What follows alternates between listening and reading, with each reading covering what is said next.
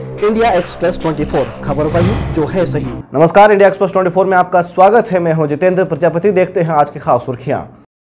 India express 24 खबर वही जो है सही। कोविड जैसी महामारी में अपनी जान जोखिम में डालकर मरीजों की सेवा करने वाले अस्थायी आयुष चिकित्सक, पैरामेडिकल स्टाफ बेरोजगारी की राह पर आ गए हैं। आज कोविड-19 संगठन के सदस्यों ने जिला अस्पताल में गांधीगिरी की। रतलाम में कोविड काल में अस्थायी आयुष चिकित्सक, पैरामेडिकल स्टाफ की सेवा को भुलाया नहीं जा सकता है। इन कर्मचारियों ने अपनी जान की परवाह किए बिना कोविड-19 के मरीजों की सेवा की थी, लेकिन ऐसे कर्मठ कर्मचारियों को अब धुतकार दिया गया है, जिससे उनके गुजर बसर के लाले पड़ने लगे हैं। बेरोजगारी से परेशान इन कर्मचारियों ने जवाबदारों की आंखें खोलने के लिए मुख्य चिकित्सा एवं स्वास्थ्य अधिकारी के कार्यालय के बाहर झाड़ू निकालकर गांधीगिरी की। इसके पश्चात उन्होंने अपनी मांगों को लेकर प्रदर्शन किया।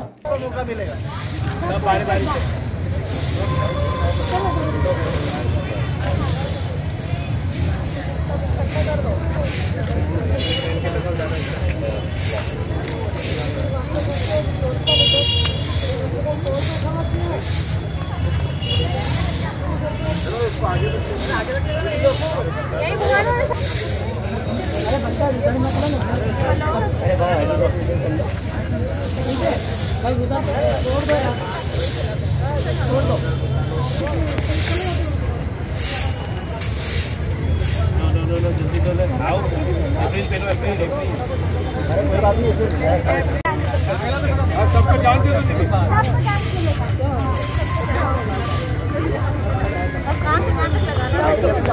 पूरी करो, हमारी मांगे पूरी करो, संविधान में हमारी मांगे पूरी करो। कोविड-19 संगठन जिंदाबाद जिंदाबाद, संगठन जिंदाबाद जिंदाबाद, हमारी मांगे पूरी करो। संविधान में कोविड-19 संगठन जिंदाबाद जिंदाबाद। जब मुख्य चिकित्सा एवं स्वास्थ्य अधिकारी कार्यालय पहुंचे तो उन्हें घेर लिया और अपना पक्ष रखते हुए ज्ञापन सौंपा।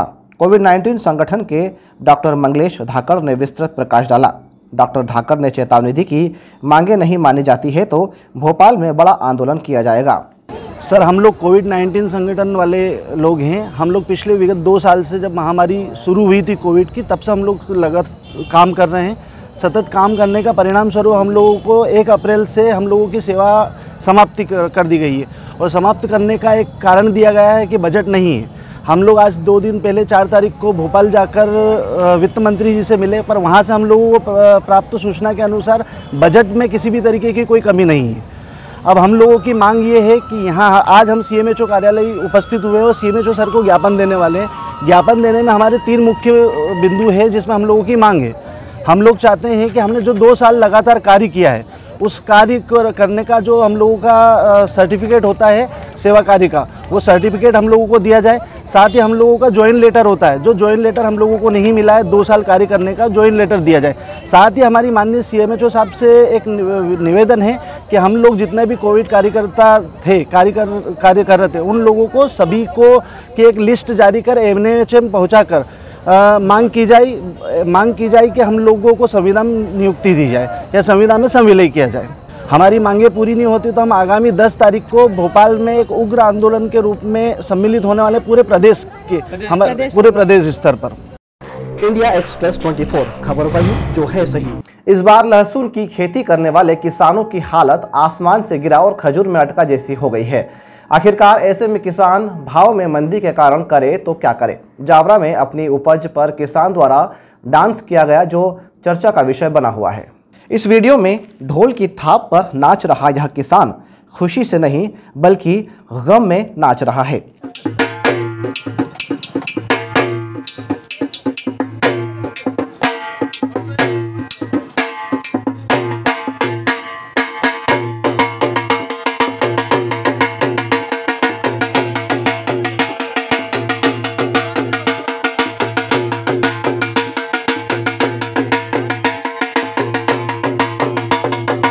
इस डांस पर लोगों की अलग अलग राय है। यह वीडियो जावरा के लहसुन मंडी का है। इस बार प्राकृतिक प्रकोप के कारण लहसुन की उपज में दाग लग गया है, जिससे भाव में अचानक गिरावट आ गई है। 300 रुपये से लेकर 1100 रुपये प्रति क्विंटल के बीच लहसुन बिक रहा है। वीडियो जो वायरल हुआ है उसकी हकीकत हमने जानने का प्रयास किया तो तरह तरह की प्रतिक्रियाएं सामने आई। आइए सुनते हैं उन्हीं की जुबानी। ज़्यादा होने के कारण भाव कम है तो किसान परेशान है, और किसान परेशानी के बाद भी क्या है, मौसम का प्रकोप होने के कारण बीमारी लग गई है लहसुन में। और बीमार लहसुन अगर व्यापारी भी कहीं भेजेगा तो 500-700 रुपये का जो भाड़ा लग रहा है वो भाड़ा भी उसको जेब से देना पड़ेगा। यानी वो लहसुन खराब थी। हाँ, लहसुन खराब होने के कारण किसान परेशान है। डांस का क्या मतलब रहा, उसने क्यों डांस किया? डांस अब क्या करेगा, आदमी परेशान है, कुछ भी मतलब नुकसान लगा तो उसे कुछ न कुछ तो करना ही है, किसी भी तरह से उसके मन को बहाना है। शुभ नाम होता है प्रदीप कुमार बसेड़ा। कुछ व्यापारी किसान के पक्ष में तो कुछ ने इस हरकत को शरारती तत्वों की करतूत बताई। जावरा में नंबर 1 की मंडी है, ए ग्रेड की मंडी होने के कारण किसानों का यहाँ लगातार आवागमन रहता है। और लहसुन ऐसी चीज़ है, कच्ची चीज़ है, अभी इसकी शुरुआत हुई है, लेकिन अभी समझो कि 300 रुपये से लगा के 11,000 रुपये तक लहसुन बिक रही है। क्वालिटी के हिसाब से लहसुन बिक रही है। 300 रुपये वाला लहसुन की कंडीशन रहती है। 300 वाली कंडीशन ये होती है कि जो बरसात हुई है उसके कारण किसान को बहुत प्रॉब्लम हुई है और वो पूरा माल हरा पड़ गया है। वो किसी काम का नहीं आता, ना तो चटनी में काम आता है, इसलिए वो उसका कोई लेवल भी नहीं है। और जो अच्छी लहसुन है, अच्छी लहसुन आपने खुद अभी निरीक्षण किया है, लगभग पूछे में 11,000 रुपये तक लहसुन बिकी है।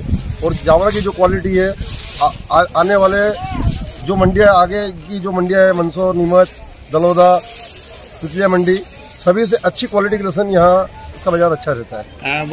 एक वीडियो वायरल हुआ था जिसमें किसान नाच रहा है अपने लहसुन पे खड़ा होकर। किसान अपनी खुशियाँ मना रहा है। जहाँ 25 से 50 रुपये लहसुन खराब लहसुन बिक रही है, उसकी लहसुन अगर 300 रुपये बिक गई तो उसने खुशियाँ मनाई हैं।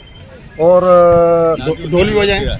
ढोल तो ये महालक्ष्मी मंदिर पर ढोल वाला प्रतिदिन आता है, गोपाल जी, वो उधर से आ रहे थे तो उनको रोक के किसी ने, शरारती लोगों ने रोक के उनको मतलब ढोल बजवा दिया और किसान नाचने लगा। लेकिन जहाँ तक लहसुन का सवाल है, अगर भारत सरकार इसको एक्सपोर्ट को जो खुला करा है, लेकिन खुला करने के बाद भी अगर वो अन्य व्यापारी को अगर एक्सपोर्ट के लिए मतलब प्रयत्न करे तो किसानों को अच्छे भाव फिर मिल सकते हैं। मंडी के सहायक निरीक्षक पुरुषोत्तम ने तो किसान को शराबी तक बता दिया। लहसुन बिक रही है 500 से लेके 9-10 हजार तक। जो एक किसान का वीडियो वायरल हुआ था, लहसुन के ढेर पे डांस कर रहा था, क्या किया? किस तरह का लहसुन था? लहसुन वो खराब सिंटन लहसुन था, बीमारी वाला। तो इस प्रकार के बहुत सारे ढेर लगे हुए हैं मंडी में। तो ये लहसुन का भाव जो उस किसान को क्या खुशी में नाच रहा था, क्या गम में नाच रहा था? वो दारू के नशे में नाच रहा था। अच्छा, वो ढोल वगैरह उसमें बज रहे थे, ढोल भी बज रहे थे। नशे में था तो ढोल कहाँ से लाया था? लाया होगा वही। खैर जो भी हो, लेकिन जिसका दर्द है वही महसूस कर सकता है। इंडिया एक्सप्रेस 24 खबर वही जो है सही। सुभाष नगर क्षेत्र में असामाजिक तत्वों से क्षेत्रीय नागरिक इतने परेशान हो गए हैं कि उन्हें सड़कों पर उतरना पड़ा। आज वाल्मीकि समाज के लोगों ने प्रशासन से गुहार लगाई और मांग पूरी न होने पर आंदोलन की चेतावनी दी। सुभाष नगर क्षेत्र में गुंडागर्दी से तंग आकर समाजजन आदर्श वाल्मीकि पंचायत के बैनर तले एकजुट हुए और शरारती तत्वों को सबक सिखाने के लिए अपनी गुहार लगाने प्रशासन के समक्ष हाजिर हुए। वाल्मीकि समाज के लोगों ने विरोध स्वरूप नारेबाजी की।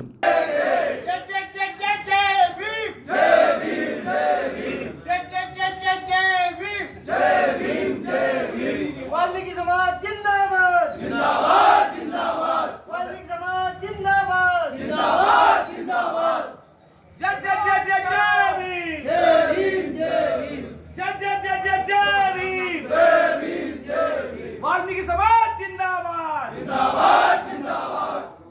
गुंडा तत्वों पे कार्रवाई करो, गुंडा तत्वों पे कार्रवाई करो, गुंडा तत्वों पे कार्रवाई करो। जय जय जय जय जय भीम, जय भीम जय भीम। वाल्मीकि समाजजनों का आरोप है कि पूर्व में भी बड़ी घटना हो चुकी है और यदि असामाजिक तत्वों पर अंकुश नहीं लगाया गया तो कभी भी क्षेत्र में अशांति भंग हो सकती है। अपनी मांगों को लेकर जिलाधीश के नाम ज्ञापन नायब तहसीलदार श्री चौहान को सौंपा। हम सब यहाँ पर आदर्श वाल्मीकि पंचायत सुभाष नगर के सभी समाजगण यहाँ आए हैं और हमारी समस्या सर ये है कि सुभाष नगर क्षेत्र में हम पिछले 100 वर्षों से हमारा समाज वहाँ पे रहता है, निवास करता है, लेकिन पिछले कुछ वर्षों से वाल्मीकि समाज की बस्ती में कुछ भारी तत्व आए दिन उनकी गतिविधि तेज हो गई है। रोज आते हैं, बैठते हैं, चौराहों पर बैठे रहते हैं और लड़ाई करते हैं, झगड़ा करते हैं, शराब पीते हैं। हमारी समाज की महिलाएं पहले खुले में घूमती थी, बैठती थी, लेकिन आए दिन समस्याएं हो रही है। वो आते हैं, उनको चमकाने जाते हैं, समझाने जाते हैं तो विवाद करते हैं। उसी तरह का विवाद कुछ दिन पहले, 3 दिन पहले सुभाष नगर में हुआ था। उसको लेकर भी हम थाने तक गए थे, FIR भी करी थी।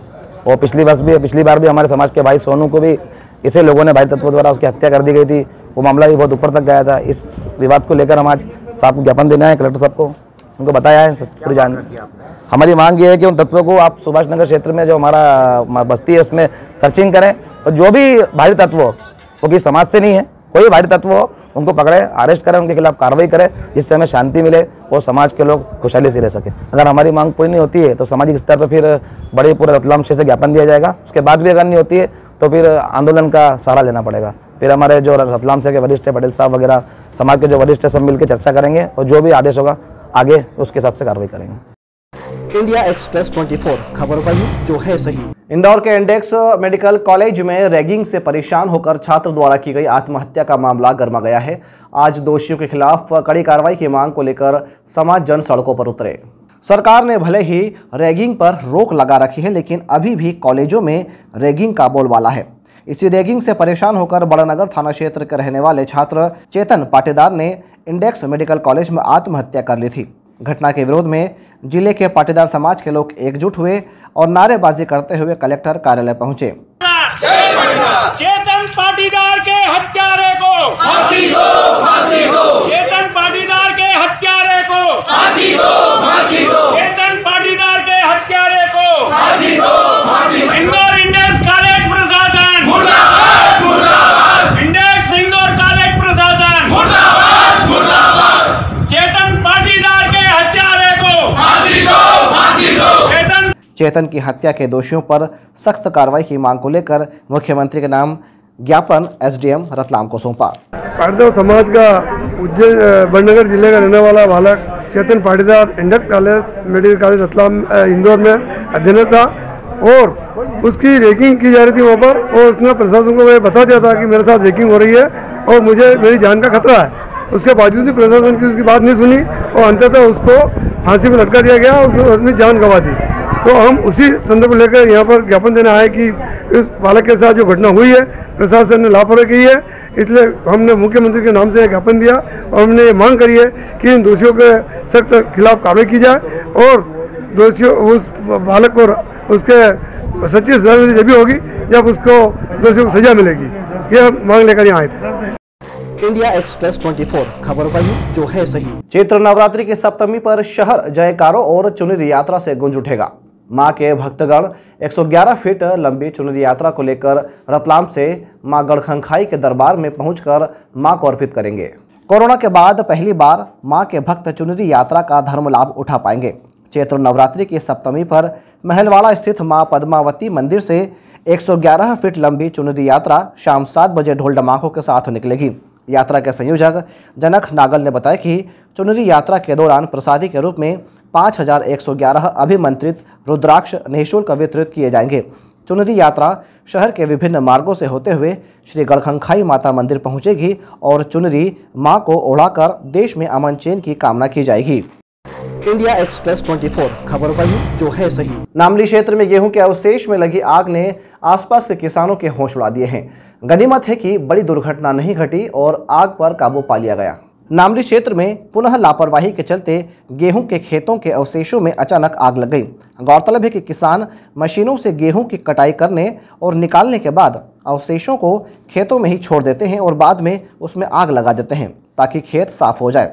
ऐसी ही घटना नामली क्षेत्र में हुई और खेत में लगी आग रेल पटरी तक पहुंच गई और धुएं के गुब्बारे कई दूर तक दिखाई दे रहे थे। आगजनी में मवेशियों का चारा, शुक्ला एवं पेड़ पौधे जल गए। आग पर फायर ब्रिगेड ने बड़ी मुश्किल से काबू पाया। आज बस इतना ही। कल फिर हाजिर होंगे कुछ नई हलचलों के साथ। तब तक के लिए नमस्कार। इंडिया एक्सप्रेस 24 खबर वही जो है सही।